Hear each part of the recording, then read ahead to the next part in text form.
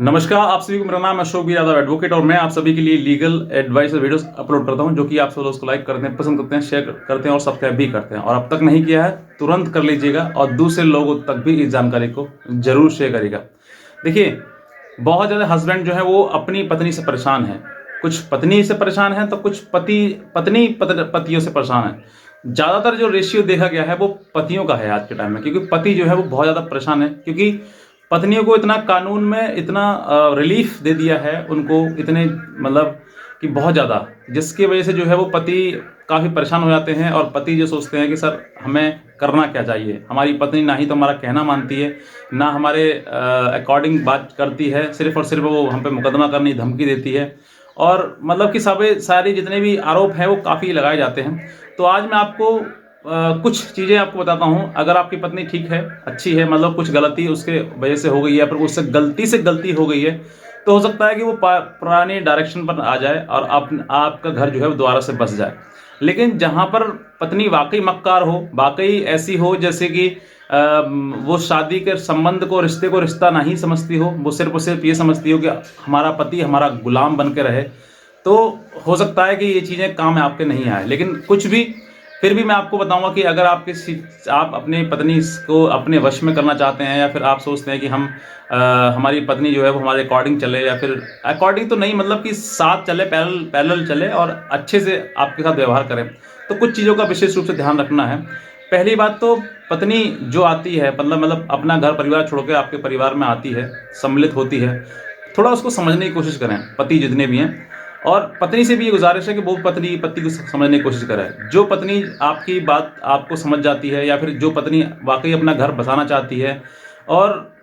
वो मतलब चाहती है कि मेरा घर बस परिवार बसे, और वो पत्नी जो है अगर अपने परिवार से थोड़ा लिंक, मतलब दूर रखती है, परिवार से अपना जो संबंध है वो थोड़ा दूर रखती है, अपने परिवार की बातें, अपने ससुराल की बातें ससुराल तक, और मायके की बातें मायके तक ही रखती है, तो हो सकता है कि उसका जीवन जो है वो सुधर जाए, ठीक हो जाए। दूसरा, पति को ये भी करना है कि अगर वो चाहते हैं कि अपनी हमारे माँ बाप की वो इज्जत करे, रेस्पेक्ट करे, तो आपको भी उसके पेरेंट्स की जो है वो इज्जत, वो रिस्पेक्ट करनी होगी, ताकि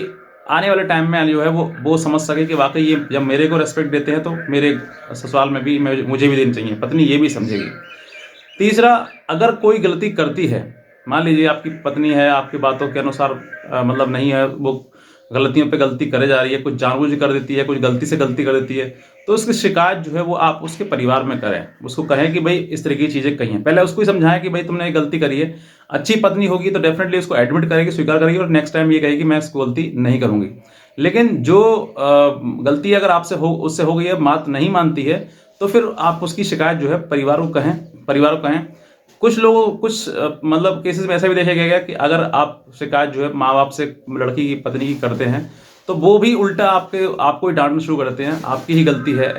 ऐसा काम करना शुरू कर देते हैं, कहना शुरू कर देते हैं। लेकिन जहां पर ये चीज़ें वहीं अप्लाई होती हैं जहां पर पत्नी जो है वो किसी प्रकार से, मतलब कुछ गलती उससे हो जाती है, जहां पर जानबूझ के गलतियां होती हैं, या फिर वो बहुत ज़्यादा चिड़चिड़ी है, गुस्सैल है, या मक्कार है, या फिर किसी बात से वो बात नहीं बिल्कुल मानना ही नहीं है उसको, वो तुम्हारी तो बात छोड़ो, अपने घर वालों की बात नहीं मानती है, अपने परिवार की बात नहीं मानती है, तो फिर हो सकता है कि आपको वो, मतलब कहते हैं मैन्युफैक्चरिंग डिफेक्ट है उसके अंदर, फिर वो नहीं समझ सकती है। अगर उसने केस कर दिया, ऐसी पत्नी ने आपके ऊपर केस कर दिए हैं, अब आप अंदाजा लगा लीजिए कि आपकी पत्नी कैसी है। अगर उसने केस कर दिए हैं, तो केस करने के बाद अगर आप सोचते हैं कि अरे यार हम गलती हो सकता है हमसे हुई हो, हम किसी प्रकार से इस चीज़ को पैरेलल चला लें, हम ही अपने आप को दबा लें, तो आपके ऊपर जो केस हुए हैं वो कभी ख़त्म करने की सोचेगी ही नहीं कि मुझे ख़त्म करना है, क्योंकि उसको मालूम है कि मुझे उस घर में मुझ पर रहा नहीं जाएगा, और जब नहीं रहा जाएगा तो मैं उस घर को छोड़कर मायके में आऊँगी, और मायके में आऊँगी तो मायके में करूँगी क्या बैठ के, मुझे अच्छा है, बेहतर है कि मैं केस ही लड़ाऊँ, तो वो केस ही चलाना शुरू कर देगी दोबारा से। तो आपको ये समझना है कि वाकई किस तरीके की वो पत्नी की जो मानसिकता है वो वाकई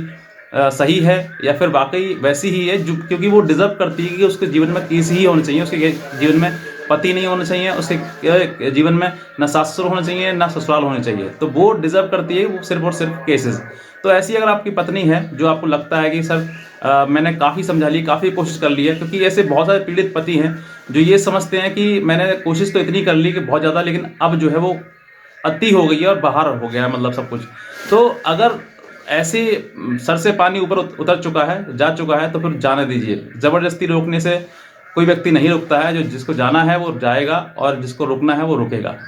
जो महिलाएं जो हैं, वैसी बहुत सारी महिलाएं हैं, जो पुरुष हैं, जो मेरे से फ़ोन करते हैं, मुझे कहते हैं कि सर मतलब पत्नियां भी कहती हैं सर मुझे रहना है उस घर में, मेरे से गलती हो गई, केस हो गए। तो जो महिला आपके साथ रहना चाहेगी, वो हो सकता है कि भविष्य में उसने गलती से मतलब जिस समय गुस्सा आई और उसने केस कर दिया, बाद में हो सकता है वो केस भी वापस ले ले कि भाई मुझे लड़ना ही नहीं है, मुझे लड़ने से फ़ायदा है क्या। और वाकई कुछ फ़ायदा नहीं है,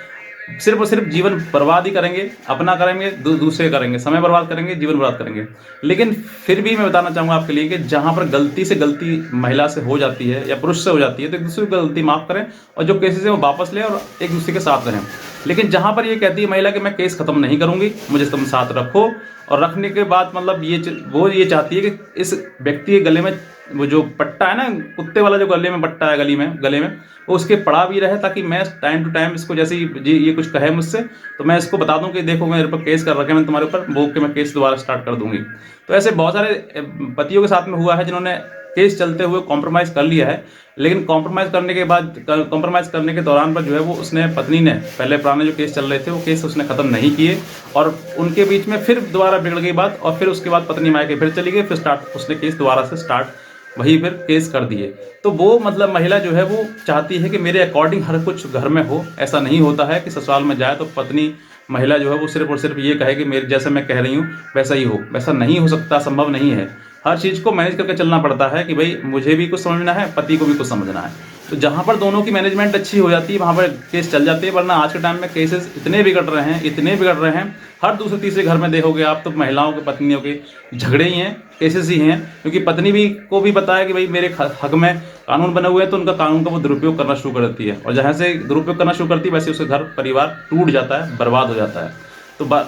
समझदार पति पत्नी ये चीज़ अपनाएंगे। अगर आप समझदार हैं तो आप अपने जीवन में जो मेरे द्वारा कही बातें उनको उतारेंगे, और अगर नहीं है तो बाकी आपकी मर्जी। कोर्ट केस तो चल ही रहा है, जीवन आपको चलाना है, आपका देखना है, वरना आपका जीवन है, जैसे चाहे वैसे चला सकते हैं। आज का वीडियो देखने में आपसे बहुत धन्यवाद।